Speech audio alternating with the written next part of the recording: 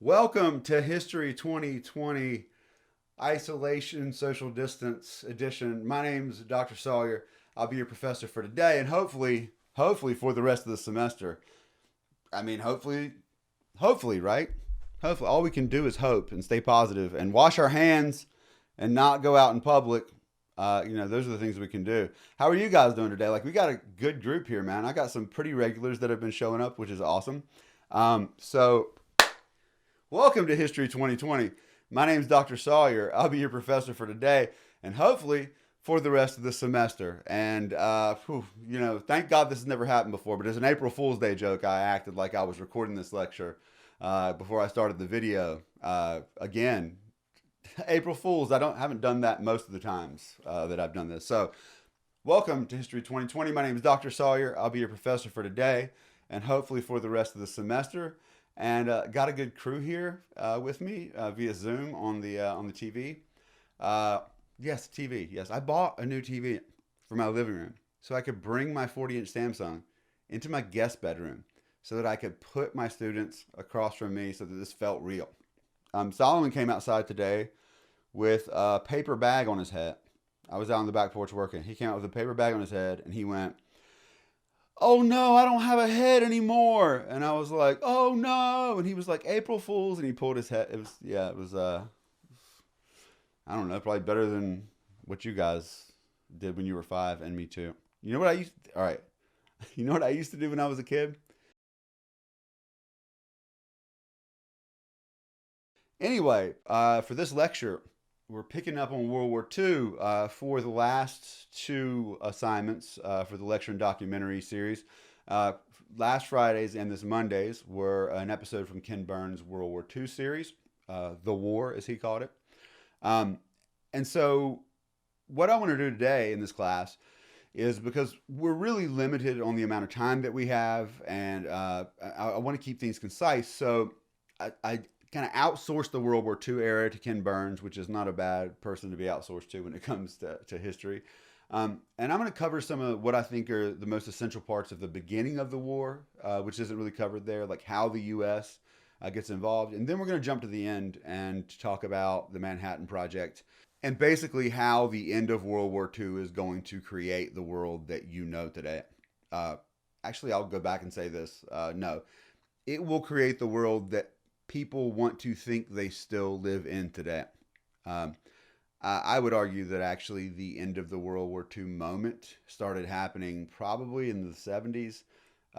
But because it created such an amazing world for so many people, as we'll talk about later, the social leveling that happens, basically the wealth that's created after World War II combined with the programs of the Depression, create wealth and create a social leveling unlike most people who have ever lived on Earth have ever seen.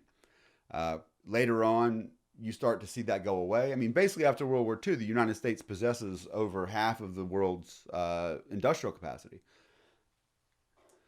And what that means is if the world is destroyed as it's going to be, almost all the major cities in Europe, I mean, the industrial powers are going to be destroyed. Japan's going to be destroyed, leveled, Germany leveled, England, France, the Soviet Union, Italy. I mean, so many of the most powerful industrial countries are going to get destroyed in this war, whereas the U.S. is, with the exception of its territories, really going to maintain, basically be intact.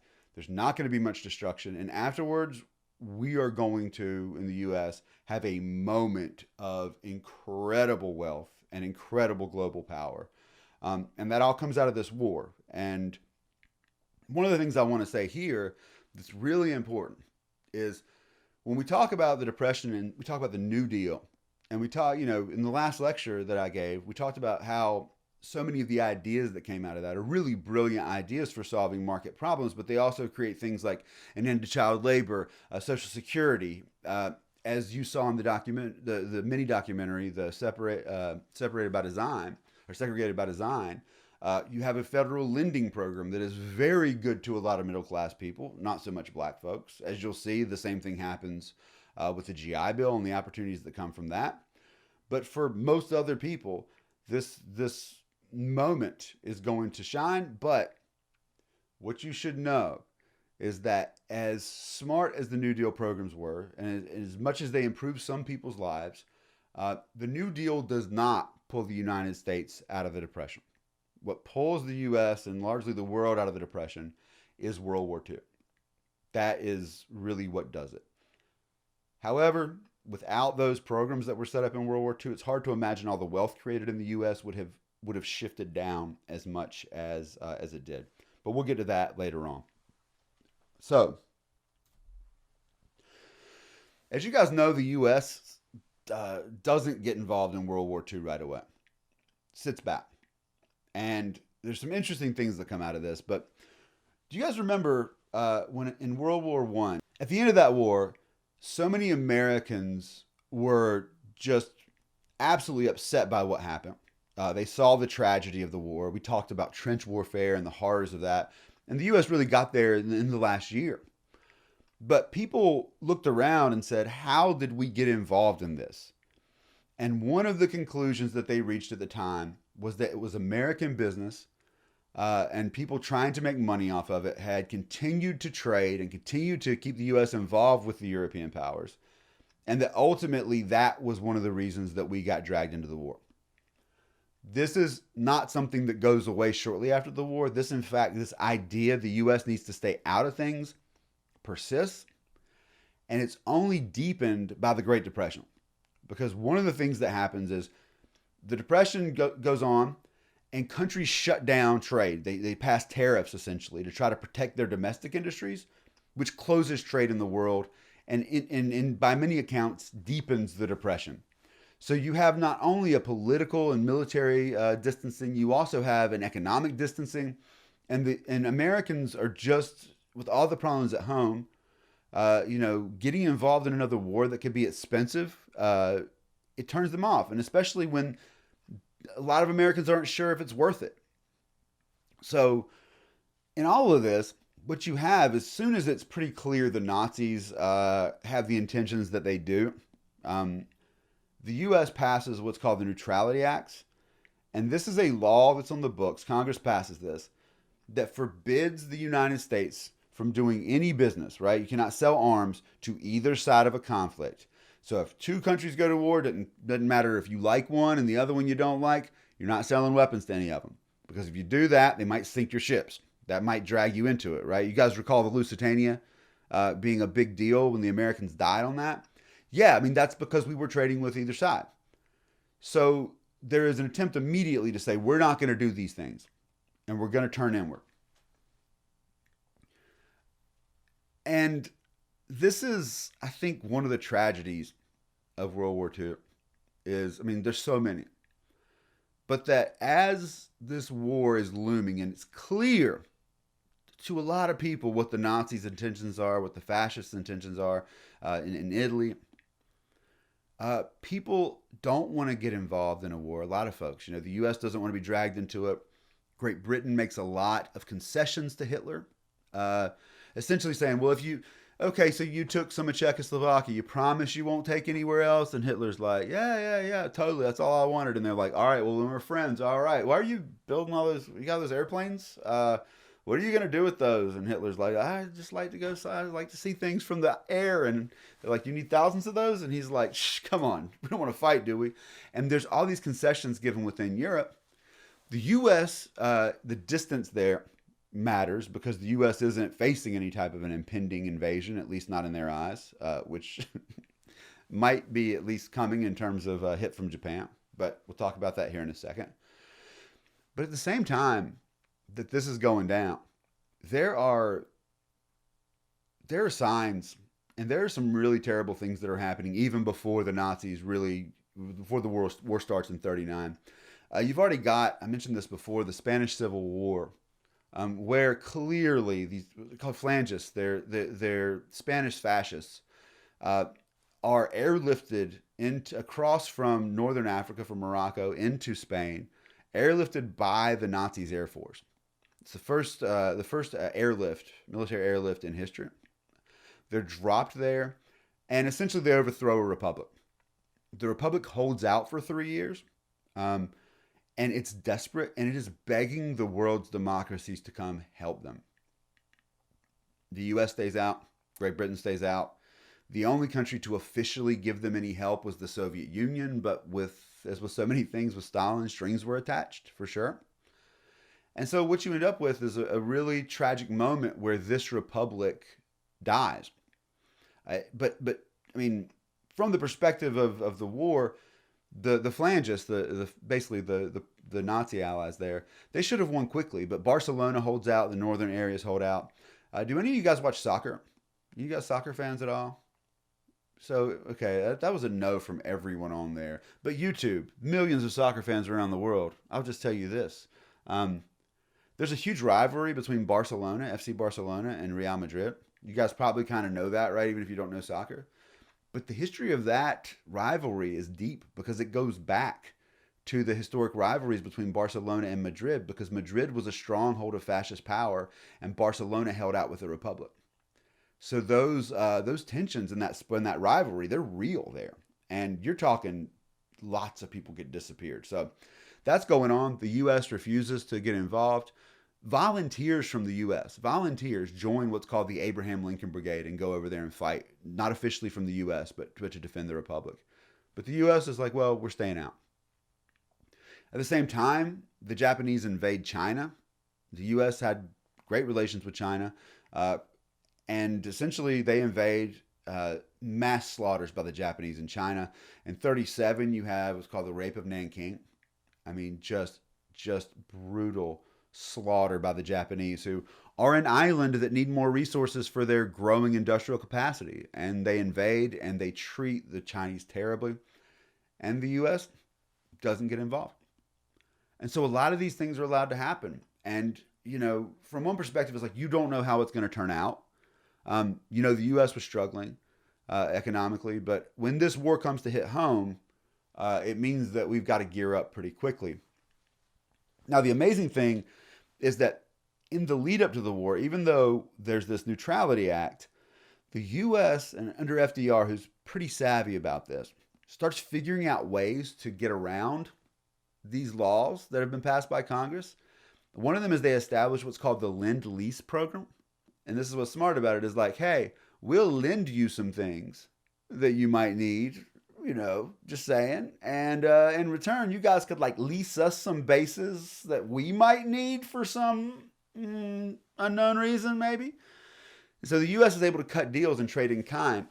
One of the smartest moves also is that the Neutrality Acts, they managed to put changes into them. And one of them towards, in the last couple years of the 30s, is a change that's called cash and carry. And the idea is, okay, the British, they need help.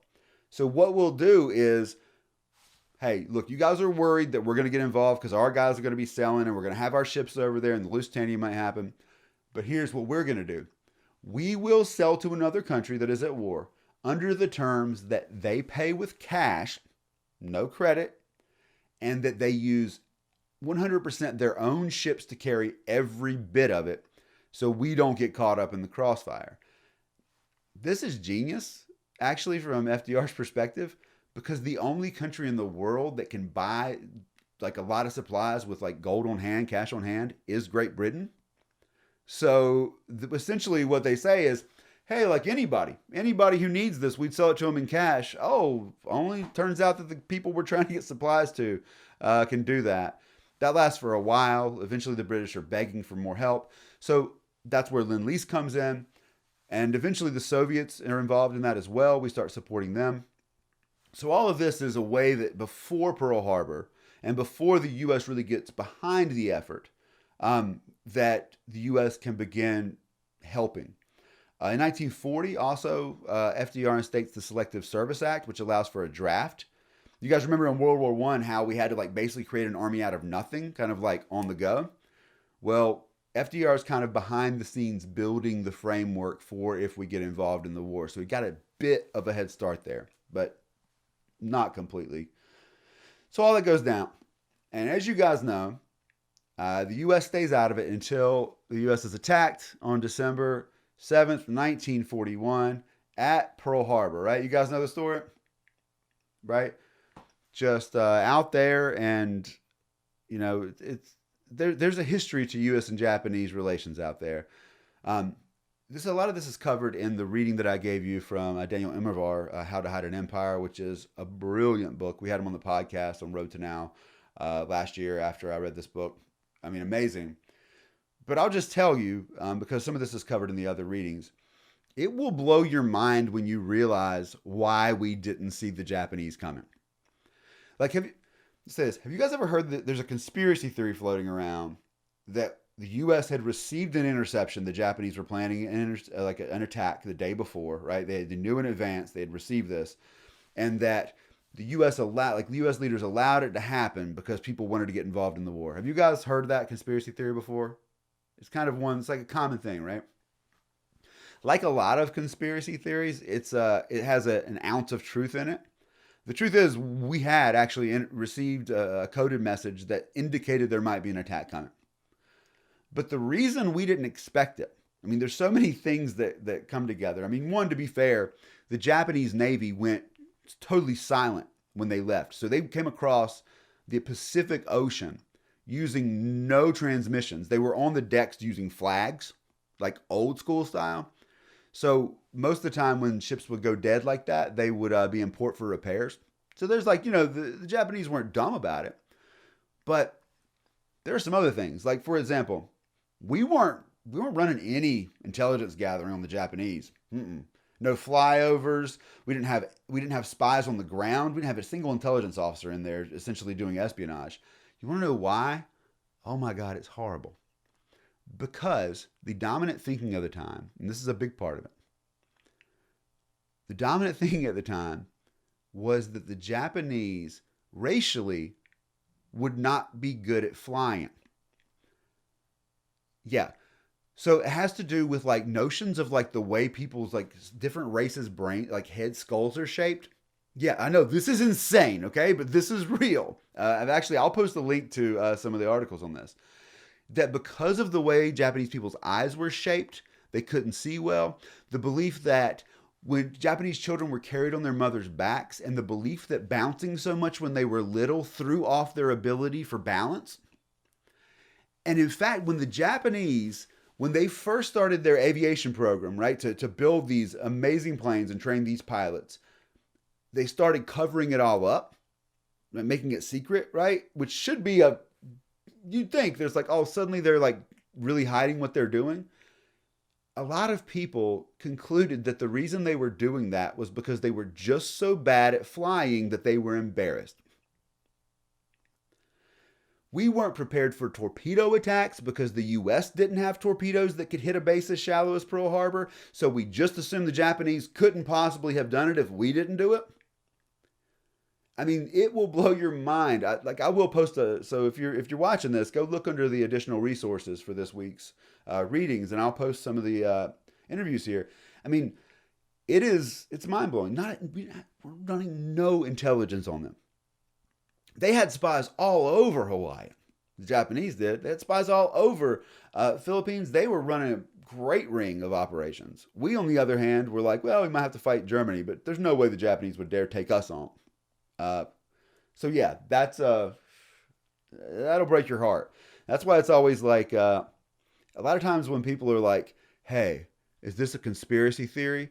I'm like, hey, there's a lot of conspiracies in the world, but so many conspiracy theories put together some big picture, and you live long enough and you pay enough attention and you'll realize that human incompetence is a pretty good reason that a lot of crazy things happen. Just people that are supposed to be good at what they do aren't, and make bad decisions. And I think with Pearl Harbor and the way we handled with the lead up to that, you see that there pretty clearly.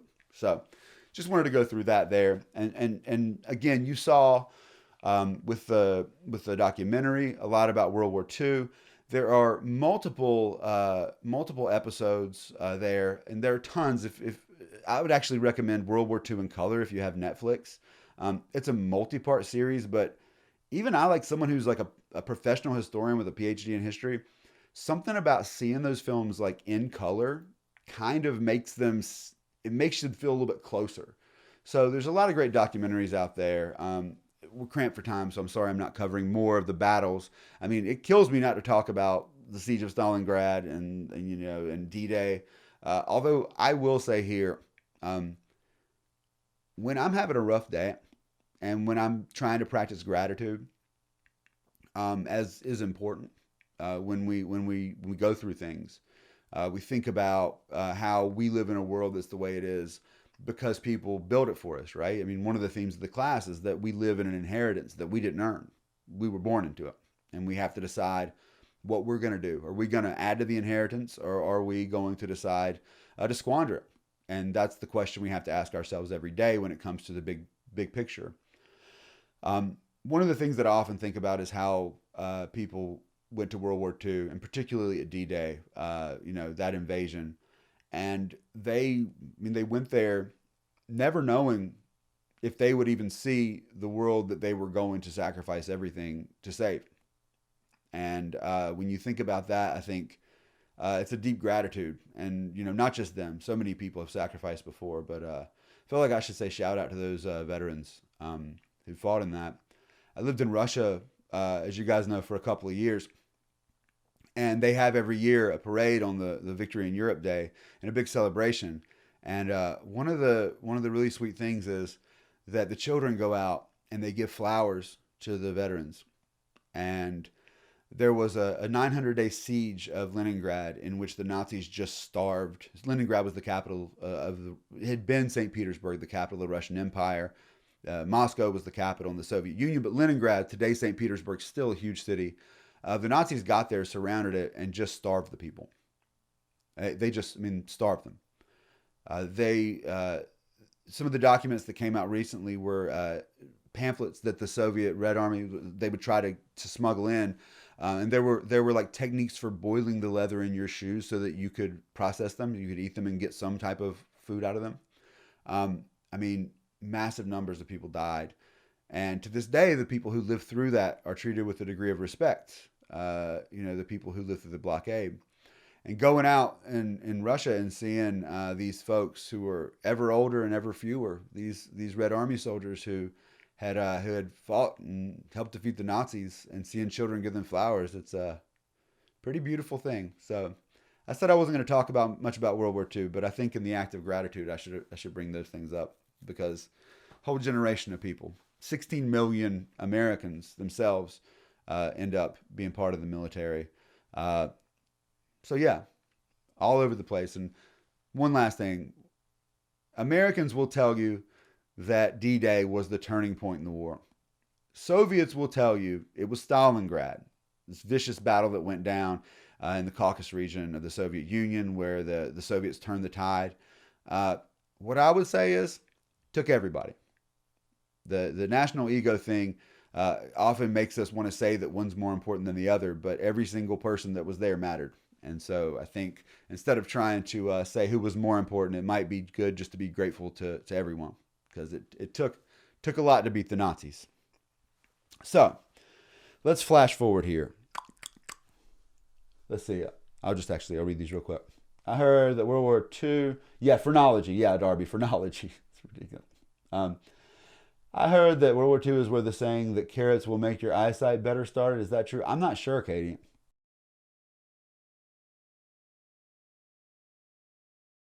They want their enemies to know they had radar, so they started a rumor they just had better eyesight from all the carrots. There's so many things about this. Oh my God. I'll have to check that out. Just say they ate a lot of carrots to get them to...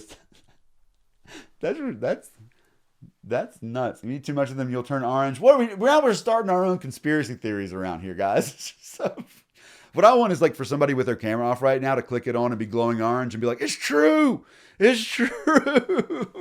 I'm self-isolating, and all we got is carrots. That's no. There are. Oh, everybody just turned their. Shout out to the people that just turned their filters orange on their Zoom. That's great. Oh man, yeah, I don't know that. World War II shaped so much. Here's the side story. While the GIs were overseas, there were so many Americans overseas, and the U.S. government tried to get them things from back home. And one of the things that changed the world in terms of mass production and consumer products was Coca-Cola got the contract to supply sodas to the U.S. Army.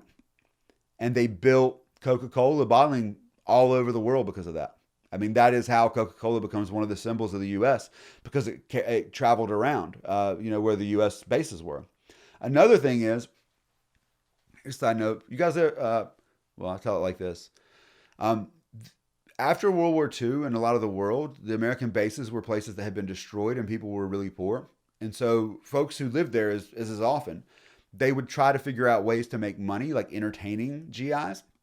And so where American bases went, a lot of times the people who lived in the area would try to learn how to play American music so that they could play like cover songs and everything for the GIs, because GIs had money, right? And these folks a lot of folks were struggling after the war. And so one of the biggest bases in the U.S. had outside of the country was in Liverpool. Like, anybody think of a band from Liverpool that is significant? The Beatles. The Beatles learned how to play American rock and roll, and they're a part of a whole generation of young people in that region that got guitars and basses and drums and learned how to play American rock and roll to entertain the GIs. And that's how a lot of the rock and roll, and they're learning like blues. I mean, a lot of it's music that's originates in American black communities is taken overseas to the UK. They put a spin on it, and then it comes back in the British invasion later on. So a lot of those folks were inspired by it. It's amazing. I mean, this world war, it changes the world. So yeah, just a couple things. By the way, two great books. Bart Elmore's History of Coca-Cola. We did a Road to Now interview with him. You can check that out, talking about World War II. And then that story about the Beatles, that's from the Daniel Immervar book that I assigned for you. I didn't assign that chapter, but that book is fantastic. So just a little more reading recommendations there. Let's get to the end of World War II. How about that? It just started and suddenly it's ending. Nobody who was alive then would have been that bummed if it ended that fast. Well, except for the Nazis, but gotta admit, not real sympathetic. So the war goes down.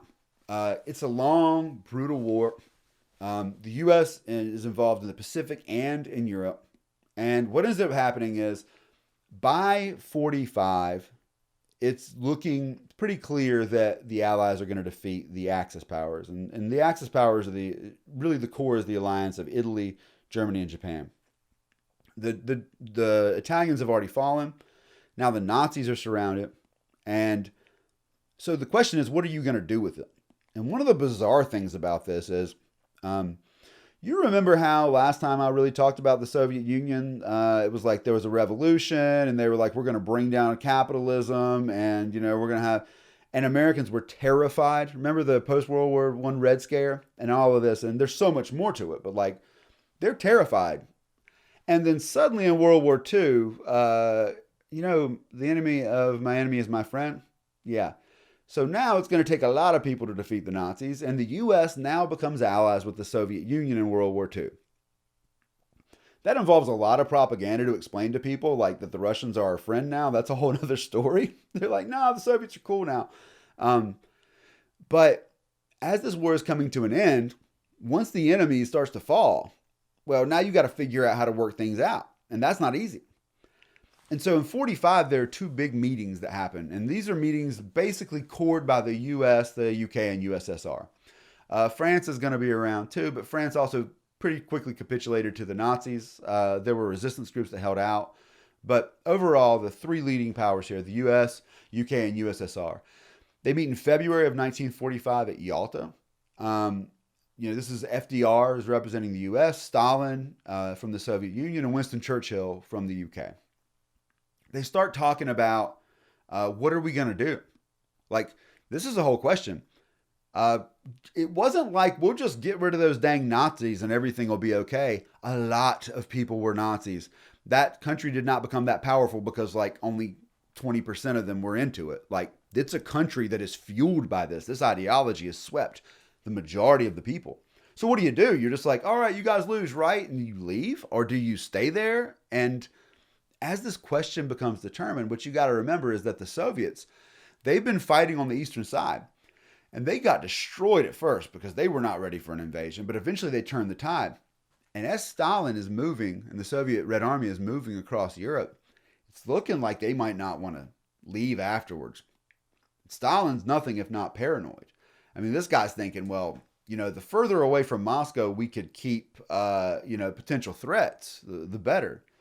So as they go across, there's this question about are they going to leave, and the Soviets are doing all types of real tricky things, like essentially when they move into cities and the Nazis are retreating, they'll leave the local leaders, like the leaders from the other places, right? Like the Polish resistance, the Ukrainian resistance.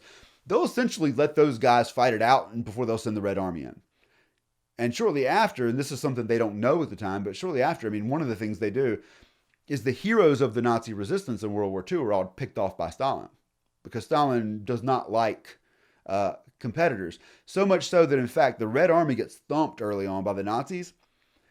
Remember I told you that the Soviets won that civil war? The Bolsheviks won the civil war after the Russian Revolution, and they should not have. Like, it really was insane. Yeah, well, guess what? You have some incredible officers from that. Folks that know how to fight, that know the land. But they weren't around when the Nazis invaded because Stalin had them picked off, because people looked to them as influential, and Stalin didn't want people around that might be able to challenge him.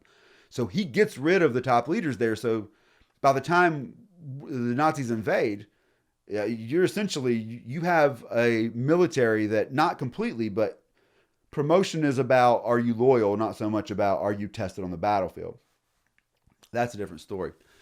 So as this happens, the US and the UK are kind of concerned about what Stalin's intentions are, but Stalin also has the same concerns.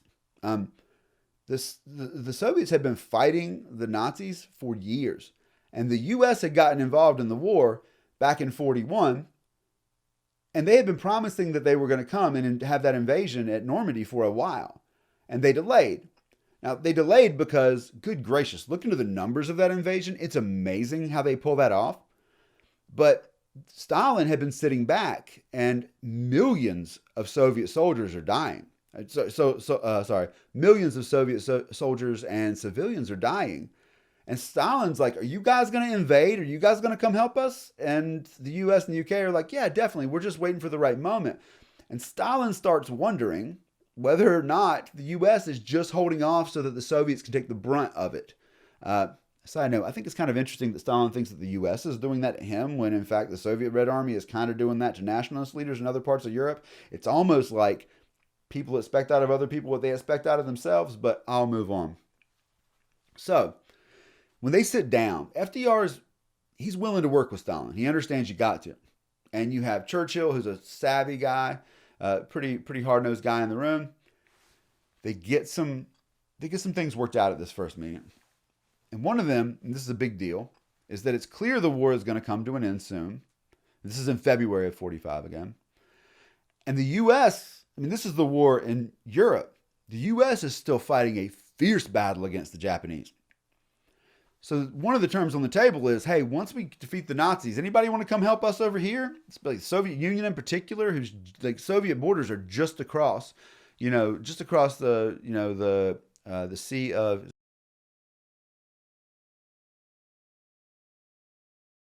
They're just right there. They basically, they have conflict over islands. They're right there on the Pacific. So part of the Yalta Agreement is that the Soviets agree that 3 months after the Nazis surrender, the Red Army will turn its forces and march across Siberia and essentially begin a two-front war against Japan. And that's key. So they meet in February, and in April, on the 12th of 1945, FDR passes away. And he passes away, and the guy who takes over is Harry Truman. Harry Truman had only been the vice president since that last election in 1944. He had just essentially taken the oath of office a few months before this. He had replaced the previous vice president, and he doesn't have a ton of international experience, but he doesn't trust Stalin, and Stalin doesn't trust him. And so there's tensions there because both are saying, what are we going to do? You guys going to stick around? The Soviets essentially are claiming parts of Germany that they took because they come from the east and the U.S. comes from the west. And so are they going to leave? Nobody's quite sure, but the tension definitely is there. On top of that, halfway through this second conference, this Potsdam Conference, which happens from July 17th to August 2nd, 1945, halfway through, Churchill loses the selection as prime minister and is replaced by a new guy named Clement Attlee. And now, think about this. You're sitting at a table with a vice president who's pretty green internationally, a brand new prime minister from England. Who's the only guy that's been around the block several times? It's Stalin. So that's trouble. And so this suspension. So this tension between the two sides is really going to influence things. And people begin wondering, like, will we get along? Let's pause there, because as this is happening, again, the U.S. is still fighting the Pacific. And we talk a lot about Nazi ideology and how brutal it was. Good, we should. But let me tell you that the Japanese nationalist ideology, I mean, think about what you'd have to do to send people off and say, all right, look, fly your plane. Do not surrender. Fly your plane into ships. These folks will not surrender. It is an ideology, it's loyalty to the emperor. I mean, it is the type of ideology that it terrifies you if you start reading about it. These folks will die no problem. And that is one of the, just another wonderful manifestation of ethnic nationalism, which has been so good for humanity. Any white nationalist watching this, you should just read about that, because, oh my God, it never ends well. So the U.S. had turned the tide at Midway.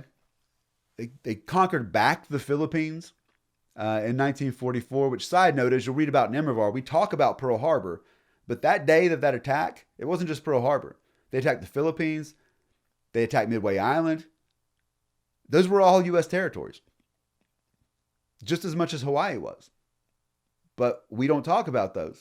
And you'll read more about that in Immervar, about his theory why. So February to March 1945, just to give you some numbers here. All right. In the Battle of Iwo Jima, about 70,000 U.S. Marines are in this battle. About 18,000 Japanese. All right. So these are pretty good numbers on the U.S. side. There are still 27,000 U.S. casualties. And at the end, there are just a couple hundred Japanese left alive. That's who you're fighting. I mean, if a person doesn't care if they die, that's a whole other category of soldier to fight.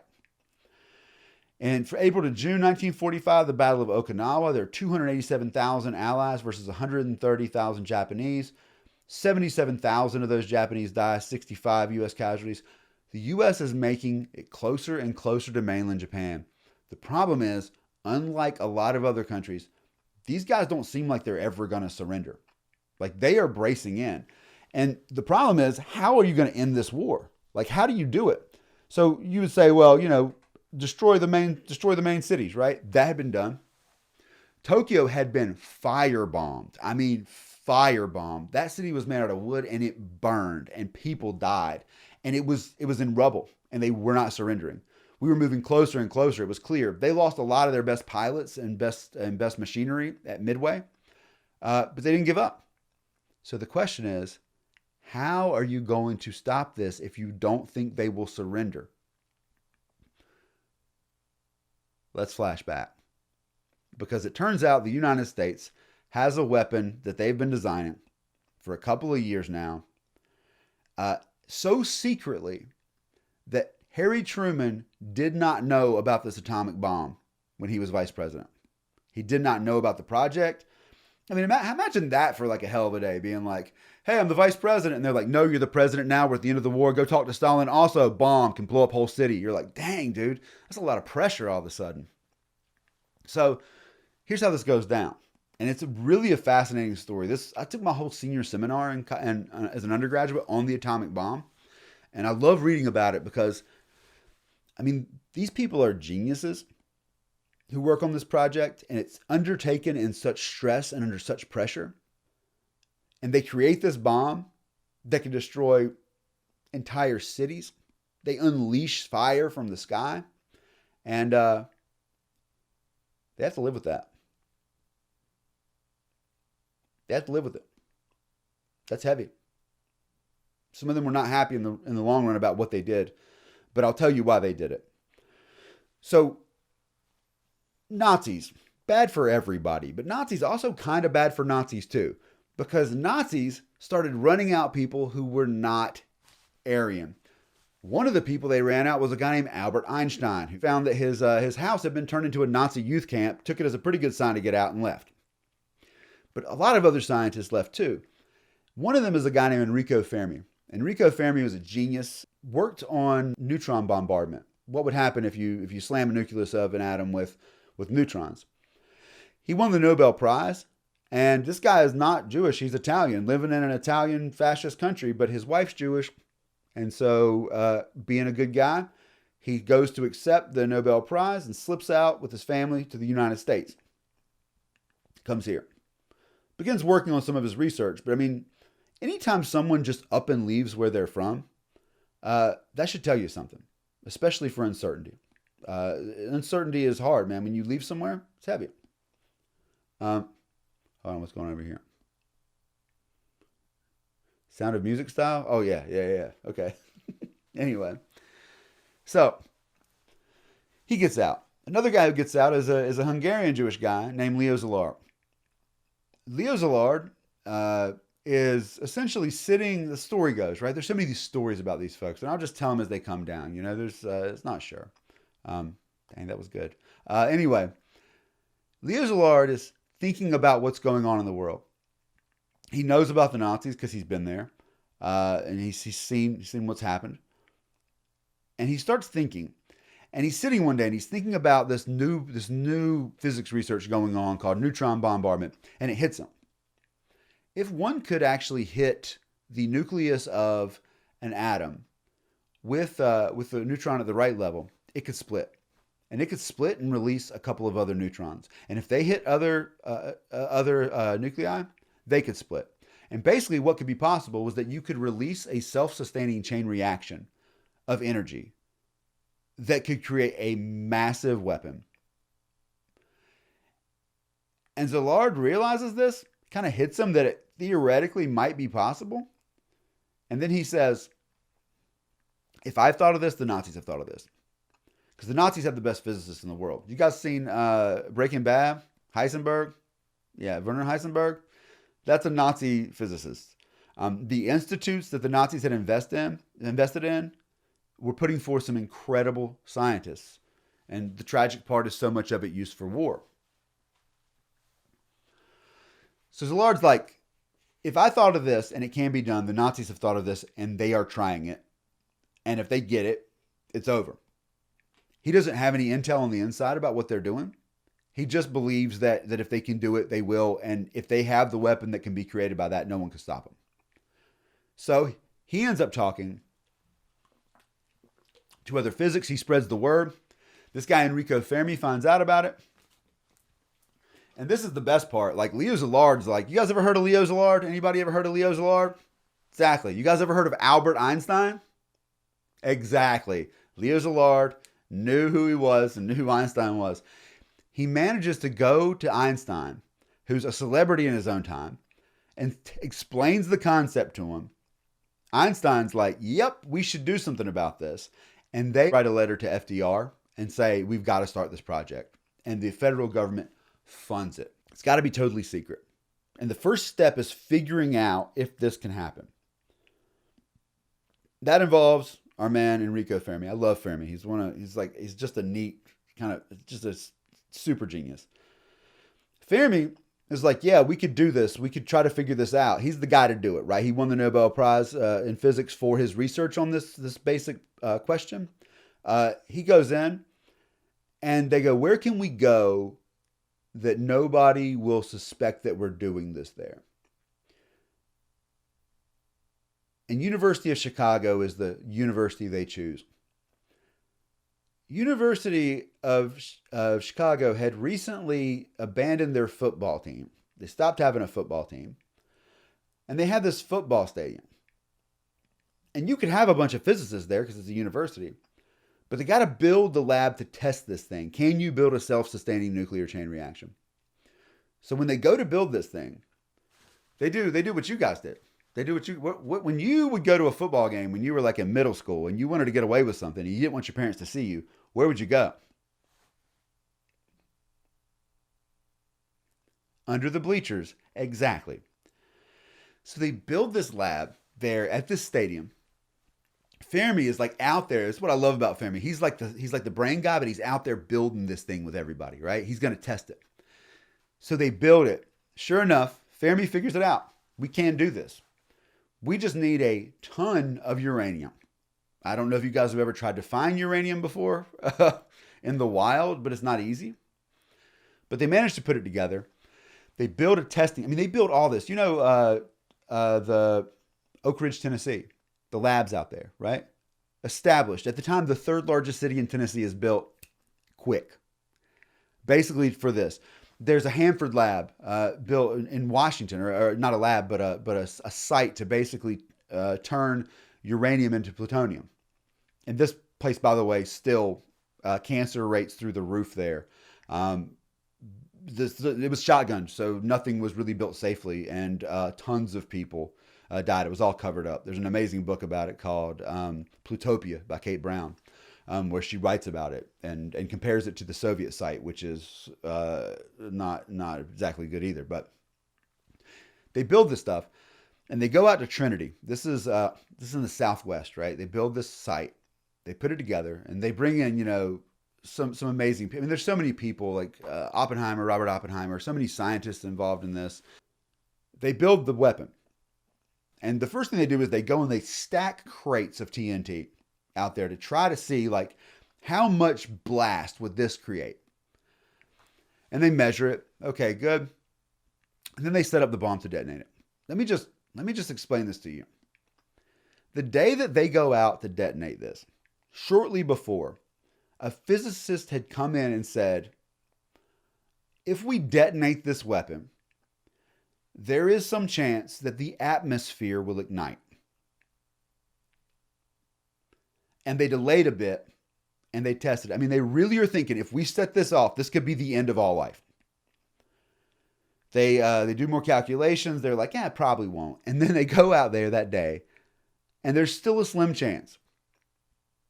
They've set up all of this machinery to try to gauge the power of this bomb. And they set it off.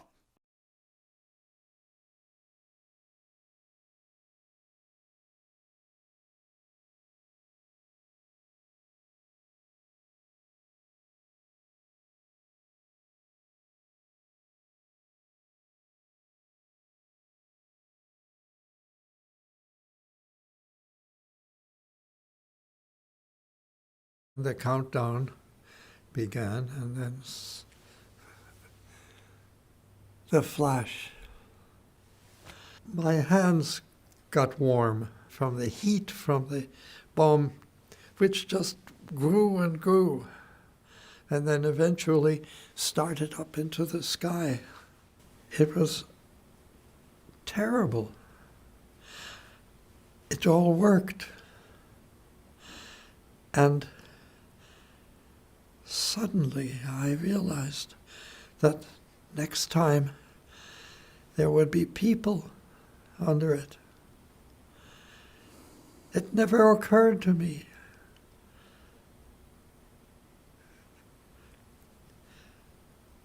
Well, it was also wonderful. It worked. 15 megatons is the blast of the first one that's going to be dropped. Little boy.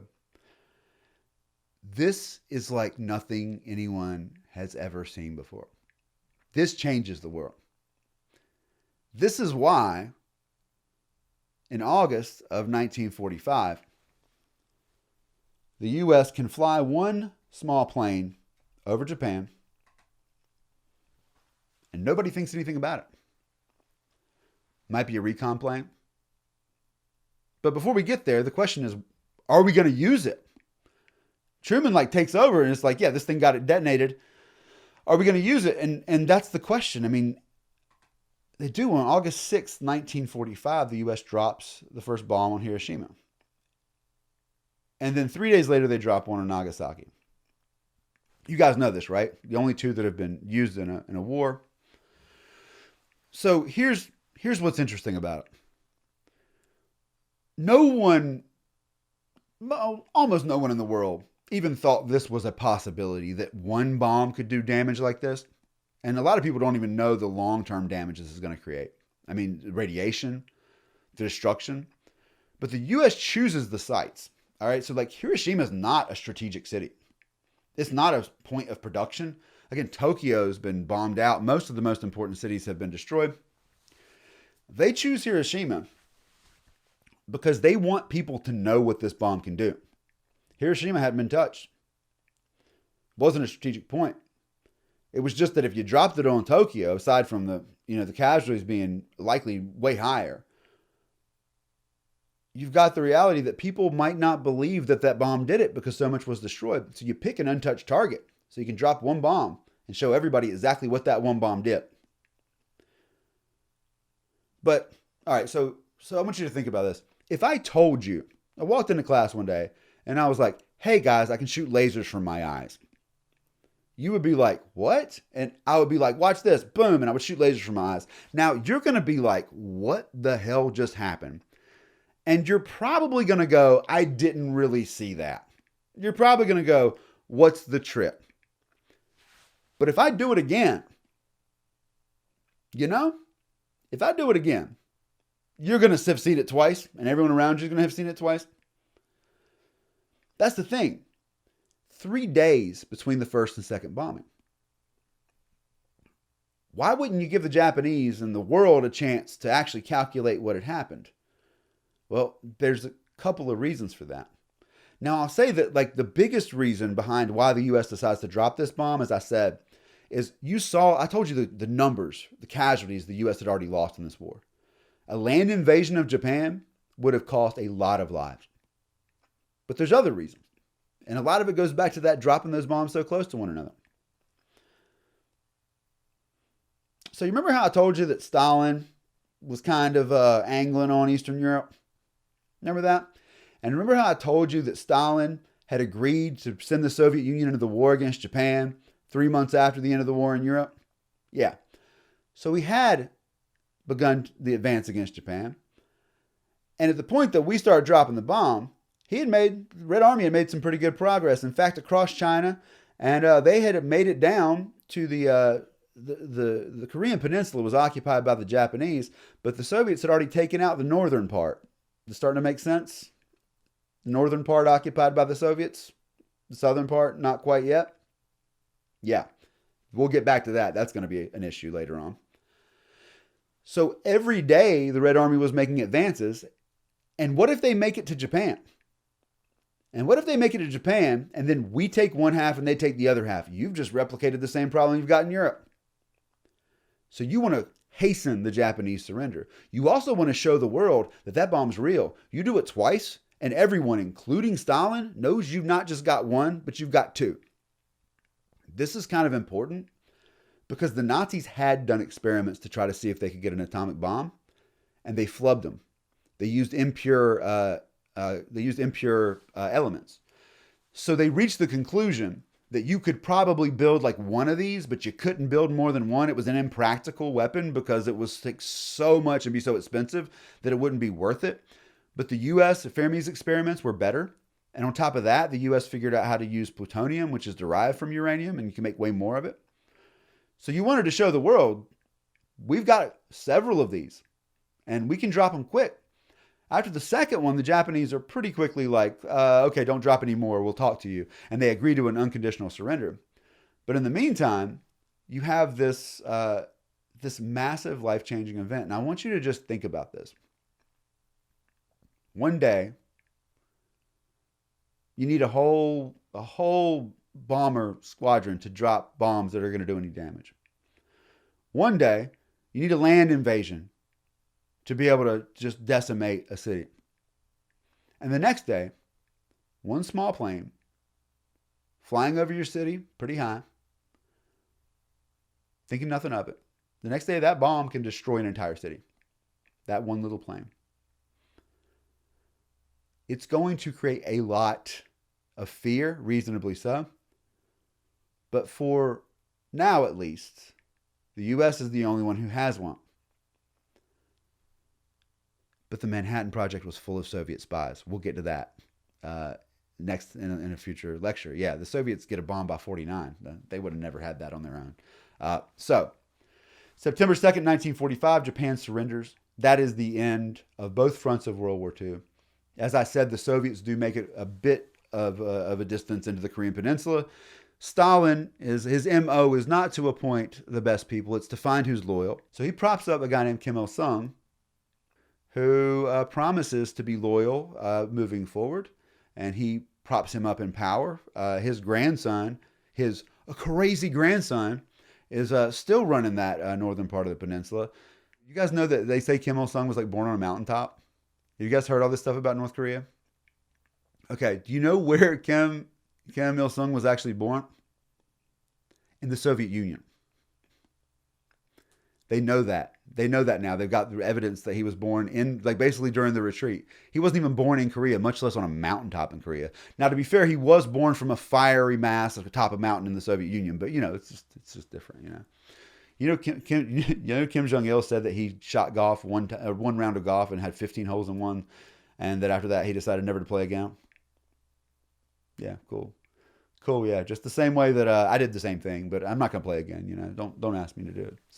So that concludes it. I'll just wrap up with this and say this: World War II,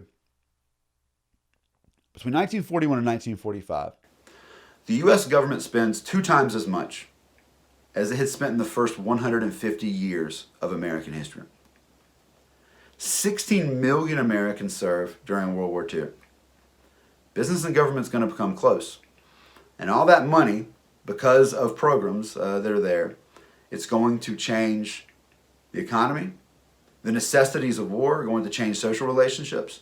And we are about to, after a short glitch in 46, we're about to enter a period of prosperity that we still think we live in. But by God, if there's one thing I teach you in this class, it's that things change. And if you don't know why things were good before, you won't know why maybe they're not the same now. I'm Dr. Sawyer. Thank you for being in my class. Take care.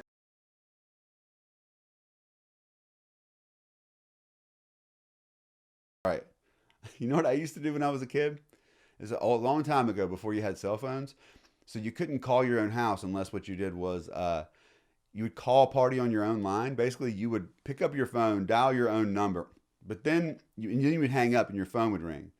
But the phone company, I guess, to make sure that nobody did anything terrible with that technology, like the call is coming from inside the house kind of stuff, what they did was you'd pick it up and it would go, "You have been called by a party on your own line." It would have a recording that would tell you that.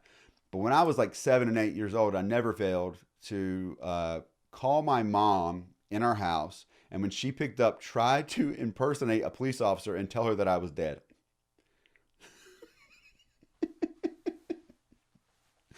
She was like, "That's not funny." And I was like, "Yeah, but it's a great prank." And she's like, "Nah." And what I didn't realize then was, like, by the time a kid's 6 or 7, you've invested so much of them, like so much of yourself in their life, that if something happened to them, it's like you think the 29 stock market crash was a bad loss. Nothing compared to losing a kid just before they can mow the grass, So